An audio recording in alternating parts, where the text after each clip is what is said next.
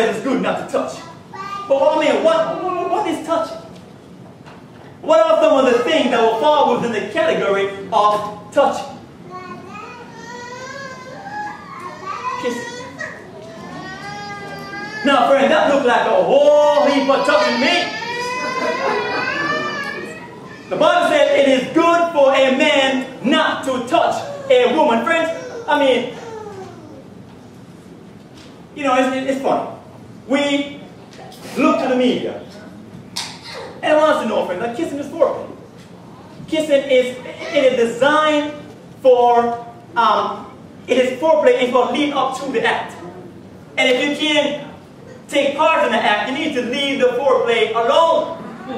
No, you know, I mean, some of you are looking at me cross-eyed, wondering, I mean, what is this brother saying?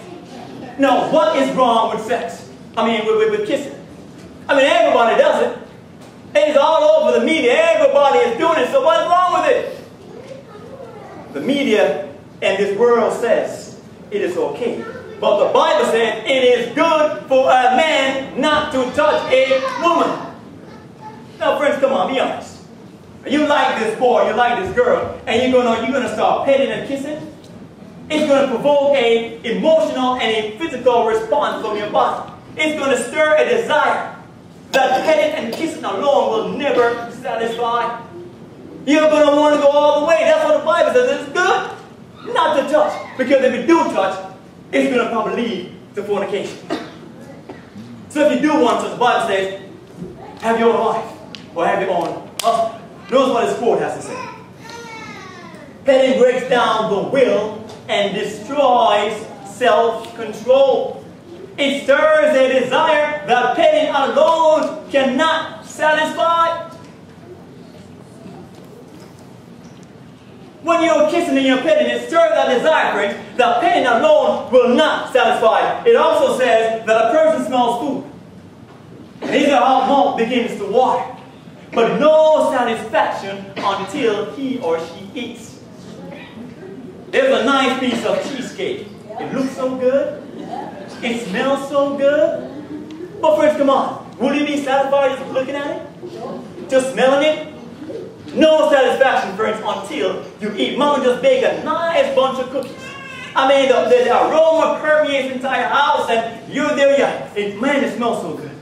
And it looks so good. But you're not going to be satisfied, friend, with just looking at it. The same. When you start petting, you start kissing, it stirs that desire. That petting and kissing alone will never satisfy. Same with dancing, friends. The Bible says it is good for a man not to touch a woman. Notice what Dr. E.E. Sunner has to say. He's a nerve specialist of Chicago. He says, I mean, you know what's funny? I mean, this is a worldly individual. But notice what he has to say. Under what other shield can a man or a woman, a youth or maiden, so promiscuously fondle so many of the opposite sex in a single night or a lifetime? Under what other shield? He's talking about dancing. Under what other shield? I tell you frankly, it is not safe to subject even the strongest man and woman to the subtle temptations of the dance. A world individual. The world is informing us about the dangers of dance, but somehow the church don't know. Somehow we just don't know. You know, there ain't nothing wrong with this, some of what I'm saying. Notice what this individual, Dr. Lita Hollingsworth, now she is promoting dancing, but notice what she has to say in defense to dancing. She says, dancing is an exciting and pleasurable recreation, and it affords what, friends? A partial satisfaction to the sex impulse. Now, doesn't it sound like what we're preaching against? So basically, she recognizes and understands that when you do dance, it will give her a partial satisfaction to that sex impulse. But we're saying we don't want to stir it up in the first place. We don't want to stir it up. We don't want anything to give us no partial satisfaction because we don't want it to exist. So we're going to stay away from the dance. Notice what this brother has to say. Another worldly individual, friends. This guy, Professor J. Louise, he's the owner and operator of one of Chicago's largest dance halls. We're getting instructions from the world. Notice what he has to say. Speaking at the World Purity Congress. When you are told that youth of both sexes can survive this experience without mental, moral, and physical pollution, you know the terror lies. If you believe youth is the same after this experience as before, then God help your child in your charge. For you are not mentally fit for your responsibility. If you do not believe I have correctly described the modern dances and their effect, you either have not seen it performed or you are willfully blind to their true character. This man owns a dance hall. This man is from the world and is rebuking the church. But yet still we don't know, we don't really understand the effect that it has upon the body. Whether we should do it or we should not. But the Bible said it is good not to touch, and we are questioning. And we are questioning. You know, I remember I gave my testimony once before, and I told her that when I was growing up, I was a member of a dance group called the Fresh Kids. And we used to go to these different clubs, and we used to go to these different dance halls and parties, and we would go there and we would perform. And friends, you know, I had one foot in the church and one foot in the world, and you know, we knew very well the power of dancing. We knew very well, friends, when we go to these dances, you know, what we were looking for is make sure that the music coupled with the dance is going to get us what we want. When we go to that, you know, after, you know, you're in that environment, and the music is playing. There's a song, it says the music, the rhythm is going to get you. And we allow that rhythm to get everybody, especially the girls in there. And when you know, the music, you know, it mellows out, and you eventually lose your inhibitions and your fear. You will walk over. And when you're supposed to say no, you're saying yes. So we get the permission for that dance. And then Boris Hammond wrote a song, and the name of the song is What One Dance Can Do.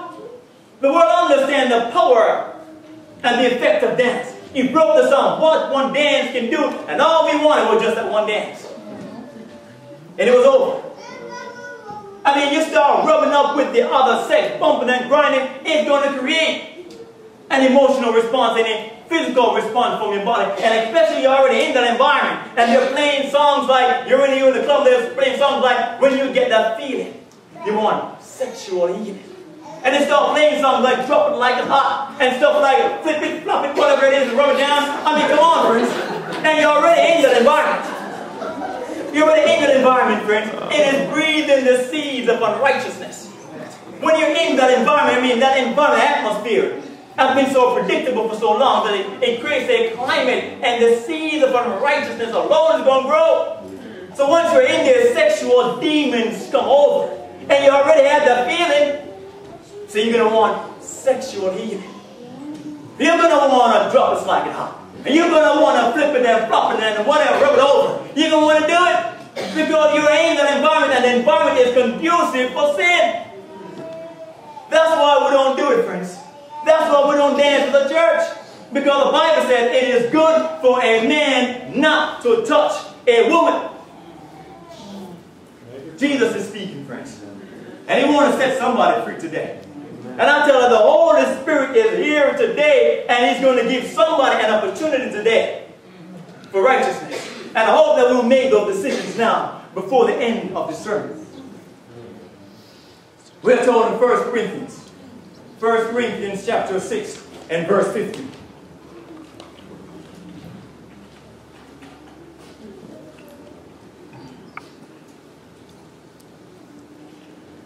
First Corinthians 6 and verse 15 through 18. The Bible says, Know ye not that your bodies are the members of Christ?